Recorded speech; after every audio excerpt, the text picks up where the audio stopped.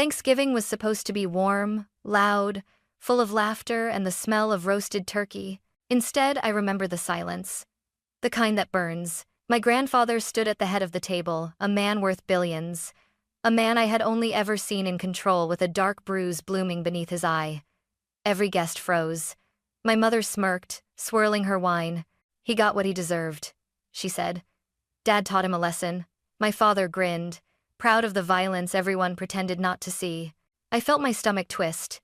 Something was wrong, terribly wrong. Then Grandpa reached into his coat and pulled out a black envelope. He didn't look at me. He looked at my mother. When he handed it to her, her smile vanished. Color drained from her face, and for the first time in my life, I saw fear in her eyes. I could feel every eye flick between my mother, my father, and the black envelope resting in her manicured hands.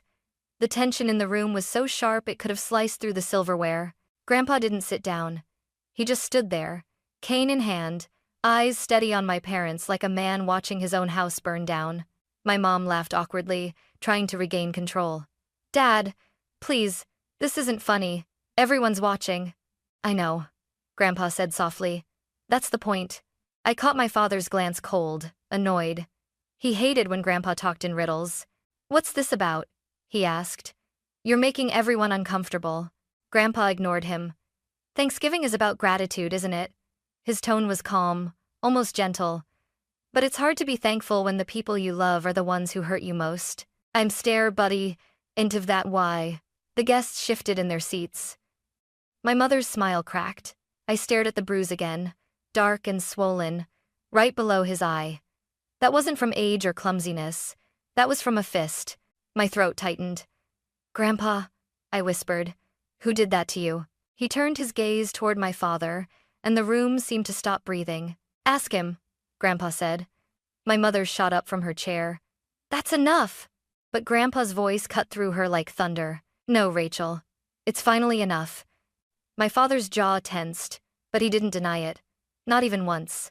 I didn't understand everything yet, but I knew, deep down, that whatever was inside that black envelope wasn't just going to change the night. It was going to destroy the family I thought I knew.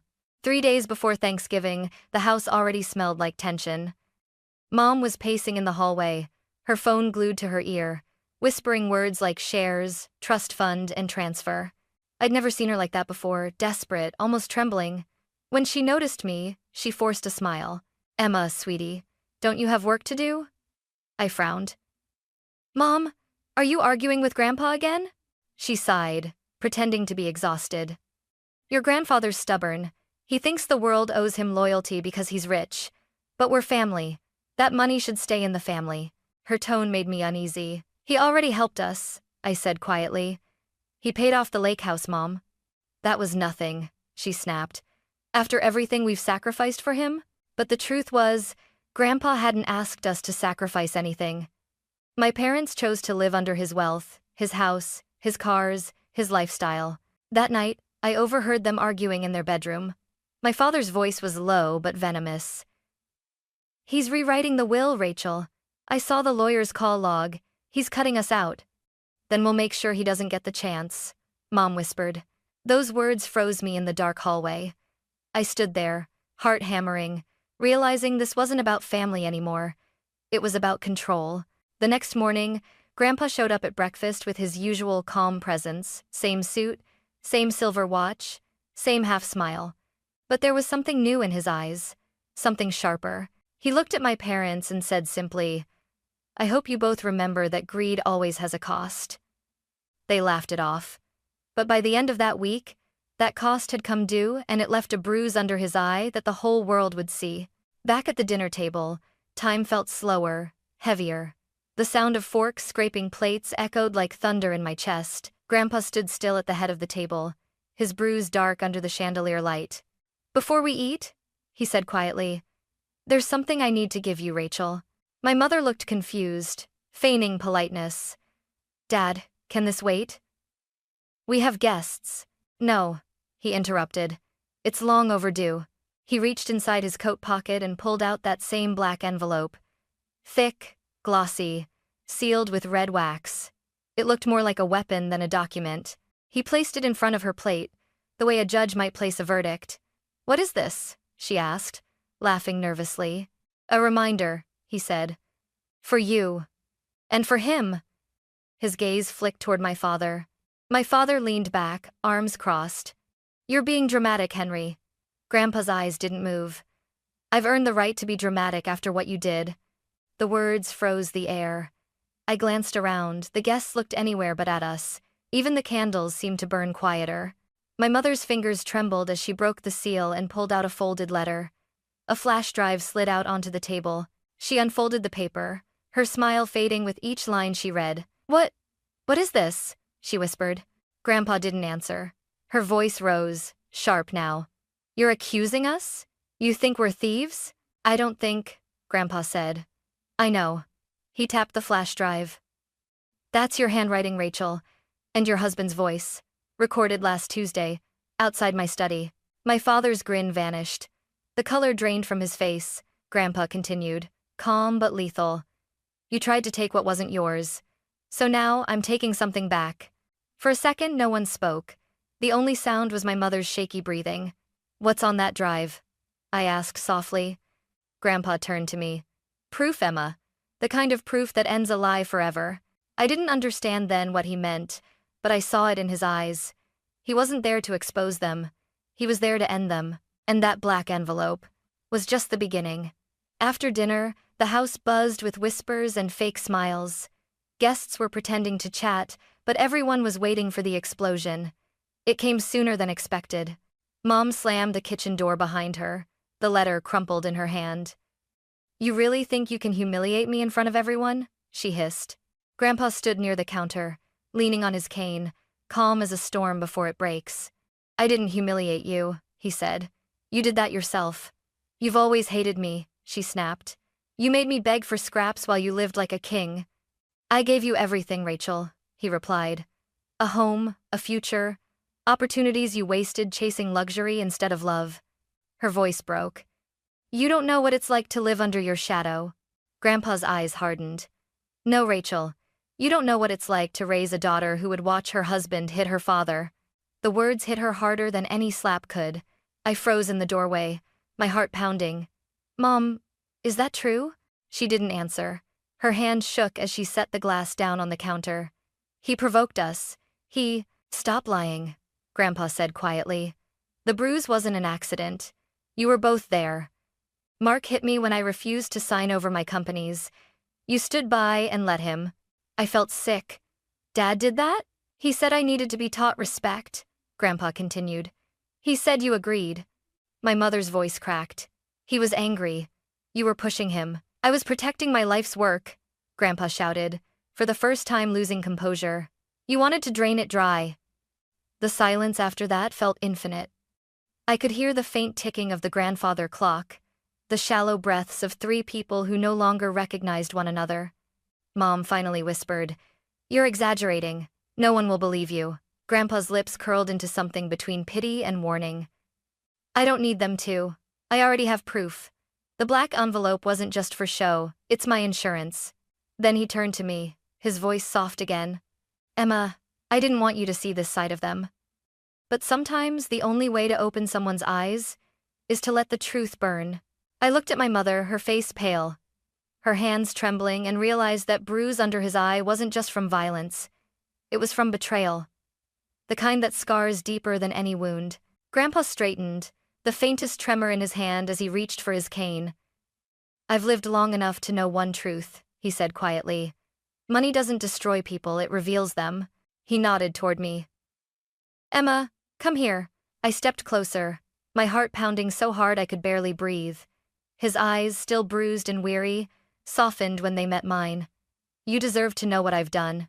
My mother crossed her arms, her voice dripping with contempt. "What now? Another lecture?" Grandpa didn't even glance her way. "That black envelope wasn't just proof of your crimes. It held my new will." The words hit like thunder. Mom blinked, confused.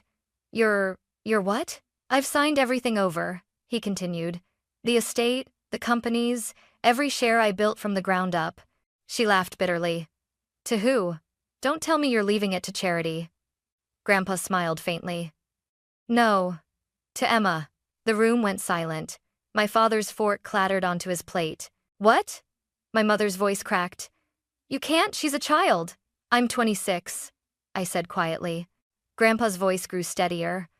Old enough to understand integrity, young enough to rebuild what you destroyed. Mom's composure shattered. You're doing this to punish me. No, Grandpa said. I'm doing it to protect her from you. You stirred. It is not manger intended as the stand. My father stood up, his face red, veins rising along his neck. This is ridiculous. You can't just rewrite everything overnight. We'll contest it. You can try, Grandpa said calmly. But every document is notarized and filed. I even included the recordings from that night, your threats, Mark. The court will hear every word. My father's jaw tightened. You think this will make you a hero? You're a bitter old man. Grandpa's gaze hardened. I'm a man who finally learned that love without boundaries breeds monsters. Mom's tears came fast, furious. You're taking everything from me. No, he said. You took everything from yourself. The words echoed through the dining room. Even the air felt different, charged, heavy, final. I stared at Grandpa, my throat tight. Why me? I whispered.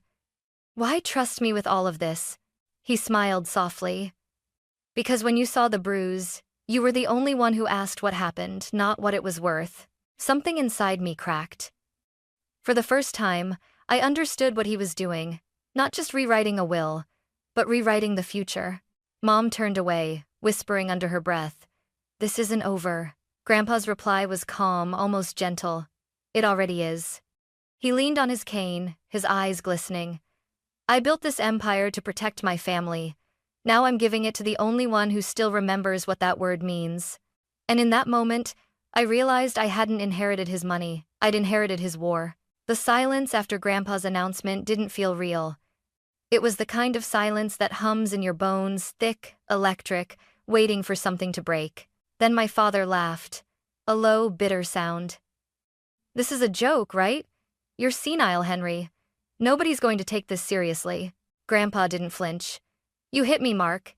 You stole from me. You forged my signature. Believe me, the law will take it seriously. My mother's chair screeched across the floor as she shot to her feet. You can't talk to us like this. We're your family. Grandpa's voice was sharp as glass. Family doesn't steal. Family doesn't stand by while their spouse throws punches. Stop it! I shouted, my own voice trembling. All of you, just stop! But they didn't. Mom's tears came fast, her tone twisting between grief and rage. Emma, he's manipulating you. He's always done this, pitting us against each other so he can stay in control. That's not true, I said. Open your eyes, she snapped. Everything you have, everything you are, came from him, and he'll take it back the moment you disappoint him. I shook my head. You're the one who disappointed him. She froze. For a second, I thought she might slap me. Instead, she turned toward Grandpa. You did this on purpose, she said coldly. You wanted her to hate me. Grandpa's voice softened. No, Rachel. You did that yourself. Dad slammed his hands on the table. Enough of this moral crap. You're not thinking clearly, Henry. You've been confused for years. Grandpa met his glare, calm and steady. The only thing I'm confused about is why I let you into my family in the first place. That did it. My father lunged forward, his chair toppling. You old. Before I even thought, I moved. My body was between them before I knew it.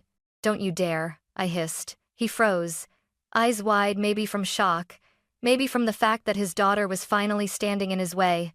Get out, I said quietly. Excuse me? You heard me. Both of you. Leave. My mother's voice broke. Emma, please don't do this. We're family. Family? I said, my throat tightening. You stood there while Dad hit him. You tried to steal from him. You lied to me. That's not family. Dad's jaw tightened, fury boiling beneath his skin. You'll regret this, Emma. You have no idea how this world works. I met his glare head on. Maybe not, but I know how decency works, and you lost yours a long time ago. Grandpa's hand found mine, his grip firm despite the tremor. Emma, he said softly, let them go. There's nothing left here worth saving. Mom sobbed, her mascara streaking down her face. You'll regret this, Dad. You'll die alone, and she'll leave you just like everyone else. Grandpa didn't even raise his voice. I'd rather die alone than live surrounded by thieves. My father stormed out first, muttering curses under his breath. My mother lingered for one last, shaking glance at me. "He's turned you against us," she whispered. I swallowed the ache in my throat. "No, Mom. You did that the moment you chose money over love." The door slammed behind them. The echo hung in the air like an aftershock. For a long time, no one moved. Then Grandpa exhaled, shoulders sagging. "You did what I couldn't," he said. I wiped my eyes. "What's that?" "Ended it." He looked older than ever, but also somehow lighter. "It's strange," he murmured. "I thought losing them would kill me. Turns out, it just set me free." I squeezed his hand. "You're not losing everything, Grandpa." He smiled faintly. "No, I'm finally keeping what matters." And as I stood beside him, the empire that once felt built on pride and silence began to feel like something new, something earned through fire and truth. The house felt different after they left, too quiet, too clean, like the air itself was holding its breath. Grandpa sank into his favorite leather chair by the fireplace, exhaustion written across his face. The bruise beneath his eye had turned a sickly shade of yellow. I sat on the rug across from him, knees pulled up, the black envelope between us. For a while, neither of us spoke. The crackle of the fire filled the silence. Then he said softly, "You're wondering what's on that flash drive?" I nodded. He leaned forward, his voice low and steady. "Security footage. From last week. I installed hidden cameras in the study after your father demanded access to my accounts." He reached into his pocket and handed me a small USB stick, the same one from the dinner table. "I didn't want you to see it," he murmured, "but you deserve to know the truth." I hesitated before plugging it into the laptop on the coffee table. The screen flickered to life. At first, all I saw was the study bookshelves, the antique globe, the glow of lamplight. Then, the door burst open. My father's voice filled the speakers. "Sign it, Henry." Grandpa's voice was calm. I said, "No, Mark. You're pathetic," my father snarled. "You'd rather give your empire to a stranger than your own daughter." "She's not ready," Grandpa said quietly. "And you'll destroy everything I built." That's when it happened. My father's hand lashed out. A slap, a punch. The camera shook as Grandpa stumbled against the desk. Then Mom's voice entered the frame, cold and sharp. "Just do it, Dad. We're tired of waiting." I stopped the video, trembling. My stomach churned. "They actually—" "Yes," Grandpa said simply. "And the bruise you saw at dinner was the price I paid for saying no." My throat tightened. "Why didn't you go to the police?" He smiled sadly. "Because sometimes justice isn't about punishment. It's about exposure. Let them ruin themselves." He leaned back, eyes glinting in the firelight.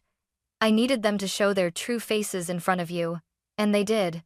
I stared at him, torn between anger and heartbreak. "You recorded everything, changed your will, invited them tonight. You planned this." He nodded.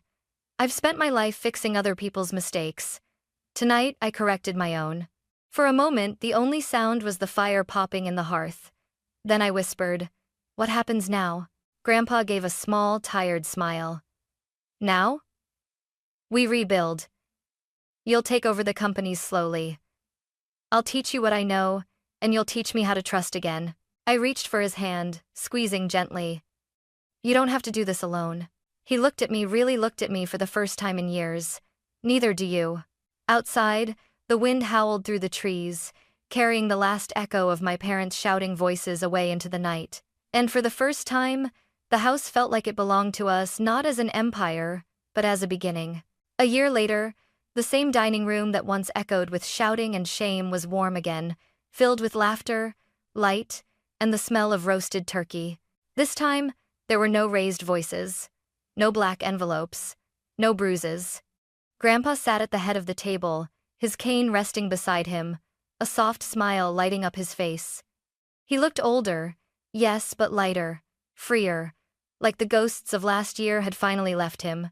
I stood beside him, helping pour wine into crystal glasses for our guests, his old business partners, our loyal staff, even Mrs. Lane, the housekeeper who'd known me since I was 5. For the first time in forever, it felt like family. Halfway through dinner, a courier arrived at the door with a small envelope. The handwriting on it froze me in place, my mother's. I hesitated before opening it. Inside was a short letter. Emma, I don't expect forgiveness. Your grandfather was right about us. We let greed blind us. I hope someday you'll see that I wasn't born cruel. I became that way trying to keep up with him. I'm sorry for what I allowed to happen that night. Take care of him. Mom. My hands trembled slightly as I folded the letter. Grandpa watched me quietly. Will you answer her? He asked. Maybe one day, I said. When I know she's changed. He nodded. Forgiveness isn't a debt. It's a gift. Give it when your heart's ready, not before. The words settled deep inside me, warm, steady, true. Later that night, after the guests had gone, Grandpa and I sat together by the fireplace. He stared into the flames, the light flickering across his weathered face. You've done well, Emma, he said softly. The companies are growing again. You've kept our name clean. I just followed what you taught me, I said. He smiled. No, you didn't. You did better. You led with empathy, not fear. That's something I never managed to do. Outside, snow began to fall soft, slow, cleansing.